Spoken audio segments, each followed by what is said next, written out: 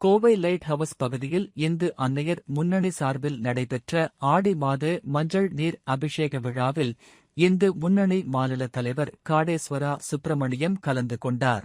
தொடர்ந்து செய்தியாளர்களை சந்தித்து பேசிய அவர், ஆடி மாத மஞ்சள் நீர் அபிஷேக விழா தமிழகம் முழுவதும் 600-க்கும் மேற்பட்ட இடங்களில் நடைபெற்று வருவதாகவும் 600-க்கும் மேற்பட்ட இடங்களில் மஞ்சள் நீர் தீர்த்த கலச நிகழ்வுகள் நடைபெறுவதாகவும் அவர் தெரிவித்தார்.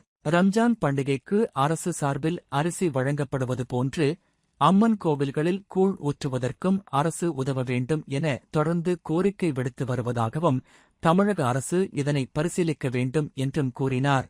கடந்த ஆண்டு தமிழகம் முழுவதும் சுமார் 1.5 லட்சம் விநாயகர் சிலைகள் வைக்கப்பட்டதாகவும் சிறிய விநாயகர் சிலைகள் சுமார் 15 லட்சம் இடங்களில் வைக்கப்பட்டதாகவும் தெரிவித்த அவர், இந்த ஆண்டு அதைவிட அதிகமான சிலைகள் வைக்கப்படும் என்றார். கோவையில் மட்டும் 1000க்கும் மேற்பட்ட இடங்களில் விநாயகர் சிலைகள் வைக்கப்படும் எனவும் தெரிவித்தார்.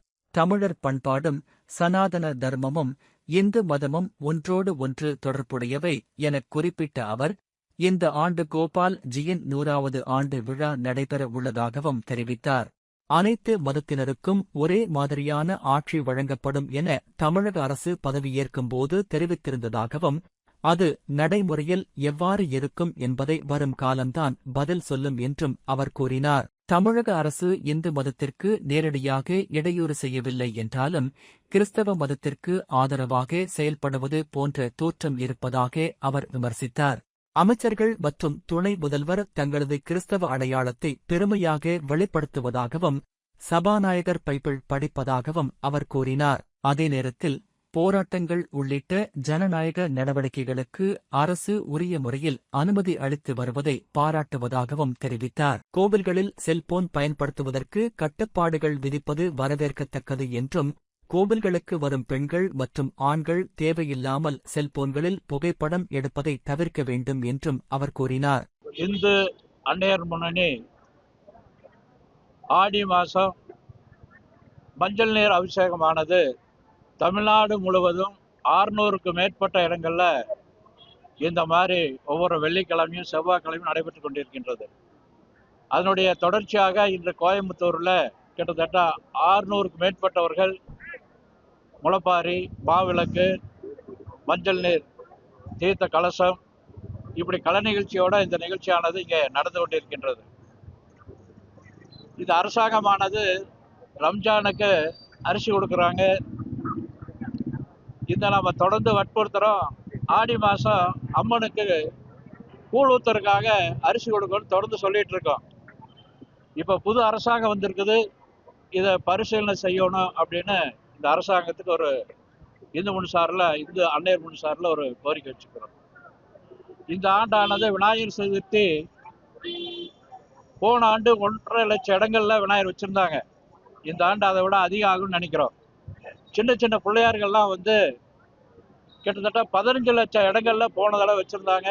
இந்த தடவை அது அதிகமாகறதுக்கான வாய்ப்பு இருக்கின்றது. செப்டம்பர் 14ஆம் தேதி விநாயகர் துவங்கி 20ஆம் தேதி வரைக்கும் தமிழ்நாடு முழுவதும் நடந்து முடிக்கின்றது.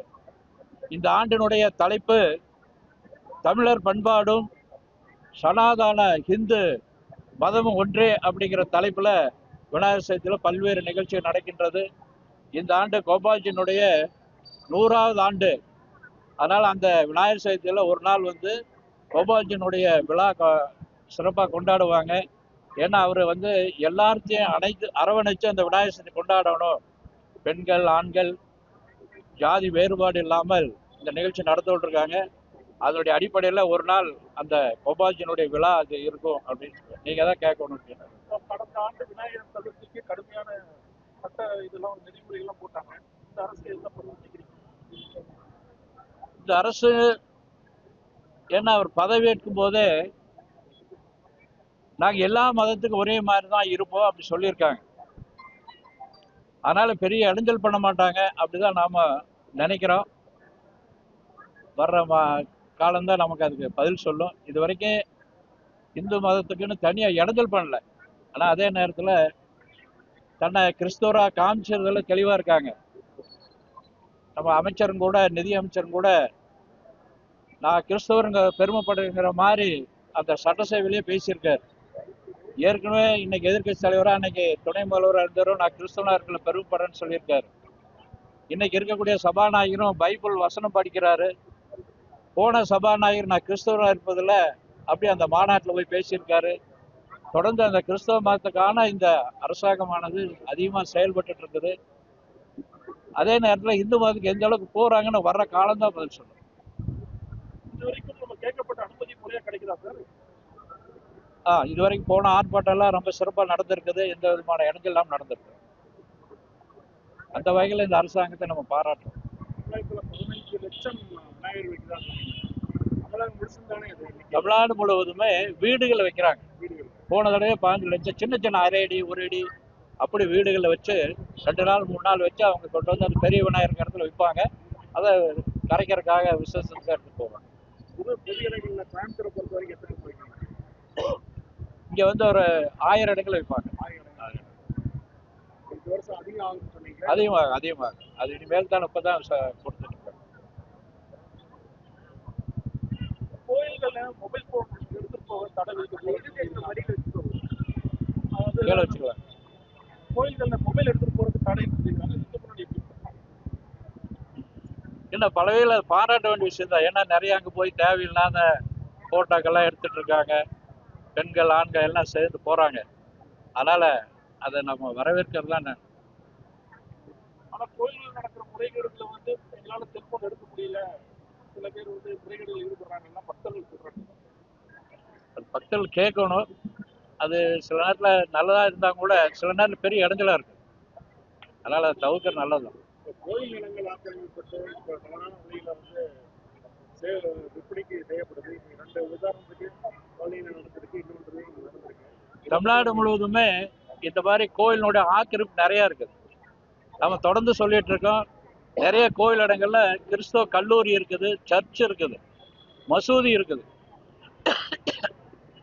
நம்ம போன அரசாங்கம் சேகர் சொல்லிட்டே இருக்கோம். நீங்க ஒரு நாளுக்கு சொல்லுங்க, நாங்க வந்து எங்கெங்கெல்லாம் ஆக்கிரமிப்புல இருக்க சொல்றோம்னு சொன்னா அவரை சந்திக்கிறதுக்கான நேரம் கொடுக்கல. இந்த அரசாங்கத்தையும் அதான் கேட்குறோம்.